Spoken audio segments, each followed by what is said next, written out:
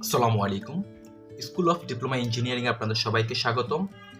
আমরা আজকে স্ট্রাকচারাল মেকানিক্সের খুব গুরুত্বপূর্ণ একটি বিষয় শিয়ার ফোর্স এবং বেন্ডিং মোমেন্ট সম্পর্কে জানব এবং দেখব এগুলো মূলত কিভাবে কাজ করে। শিয়ার ফোর্স বলতে কি বোঝায় এবং বেন্ডিং মোমেন্ট বলতে কি বোঝায়? শিয়ার মানে হলো ভাগ করে নেওয়া। তাহলে কোনো একটা ফোর্সের কারণে যদি সেটা ভাগ হয়, যেমন আমি বলতে পারি যে কোনো একটা কিছুর উপরে আমার একটা ফোর্স আছে, তাহলে ফোর্স হলে সে এই পাশে যদি ভাগ হওয়ার চেষ্টা করে, অর্থাৎ সে যদি এরকম কোনোভাবে তার এই অংশটাকে এখানে ক্র্যাক করাইতে পারে, তখন সেটাকে আমি এখানে বলতেছি শেয়ার হয়ে যাওয়া। যেমন শেয়ার হয়ে যাওয়ার খুব ভালো বা শেয়ার ফোর্সের একটা খুব উদাহরণ হতে পারে বাসা বাড়িতে শশা কাটা, লেবু কাটা, আলু কাটা, এই স্লাইস করে যে কেটে ফেলতেছি আমরা, এগুলো প্রত্যেকটা শেয়ার ফোর্সের উদাহরণ।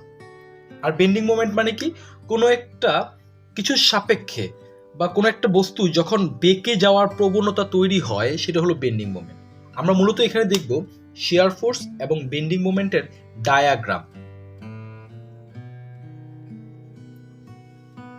তাহলে শিয়ার ফোর্স এবং বেন্ডিং মোমেন্টের ডায়াগ্রামটা আমাদের আঁকা শিখতে গেলে কিছু জিনিস সম্পর্কে আগে আমাদেরকে জেনে নিতে হবে, যার মধ্যে অন্যতম একটি বিষয় হলো, আমি যদি কোনো একটা বিম, যেমন এটা একটা বিম, কল্পনা করে নিই এটা একটা বিম, এই বিম এর উপরে যদি কোনো একটা লোড দেই বা কোনো লোড না দেওয়া সত্ত্বেও এই বিমটা যদি আমি এভাবে রেখে দিই, সম্ভব রাখা সম্ভব না। কারণ কি? এটা পড়ে যাচ্ছে। এটা পড়ে যাওয়ার কারণ কি? কারণ এখানে কোনো সাপোর্ট নাই। কি পাচ্ছি না আমি? এখানে কোনো সাপোর্ট পাচ্ছি না। কিন্তু যদি কোনো সাপোর্ট পাই, এই বিম কিন্তু পড়বে না। আবার যদি লোড দেই, লোড দিলে এই সাপোর্ট এই বিমটাকে ধরে রাখতে পারবে কি পারবে না, সেটা ডিপেন্ড করতেছে হলো এই লোডের উপরে। তার মানে একটা বিম, তাহলে শিয়ার ফোর্স এবং বেন্ডিং মোমেন্ট জানার জন্য আমাদের তিনটে বিষয় জানতে হবে। একটা হলো এই লোডগুলো কি কি লোড আসতে পারে, আরেকটা হলো কি কি বিম আমরা ব্যবহার করব, আরেকটা হলো সাপোর্ট। এই লোড অথবা বিমের লোড, এই সবগুলো লোডকে সাপোর্ট দিবে কে, সেই বিষয়গুলো আমরা জানবো। তাহলে প্রথমত আমরা জানি যে সাধারণত বিমকে আমরা 5টা ভাগে ভাগ করে থাকি। এর মধ্যে একটা হলো সাধারণভাবে স্থাপিত বিম অথবা সিম্পলি সাপোর্টেড বিম। সিম্পলি সাপোর্টেড বিম বলতে বোঝাচ্ছে একটা বিম আছে এবং তার এখানে একটা সাপোর্ট আছে, এটা হলো সিম্পলি সাপোর্টেড।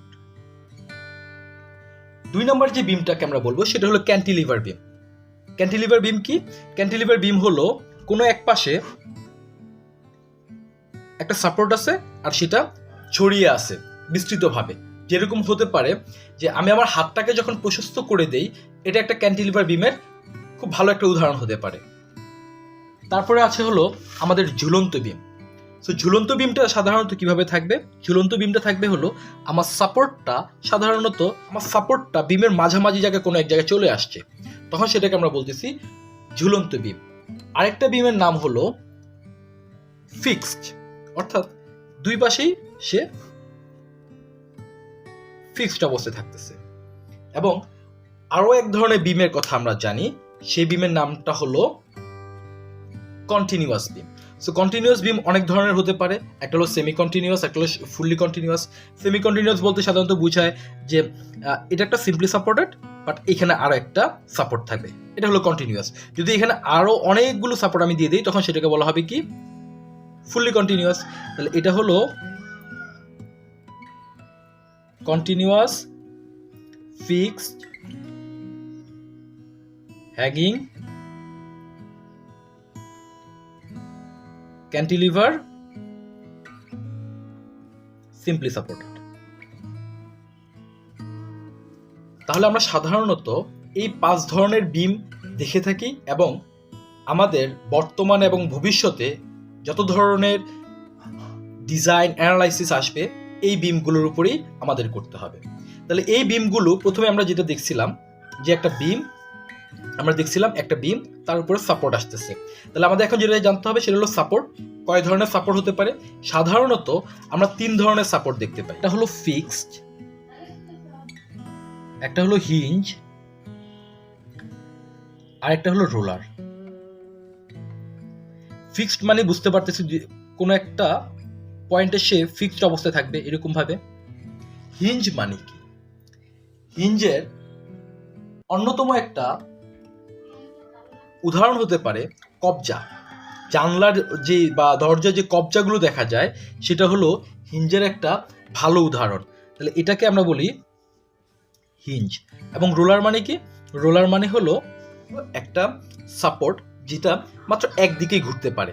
তার মানে ফিক্স সাপোর্টের মধ্যে যদি আমি আননোন খেয়াল করি, এটার আননোন তিনটা থাকে, অর্থাৎ summation of F of X, summation of F of Y এবং মোমেন্ট, এই তিনটা আমি বের করি।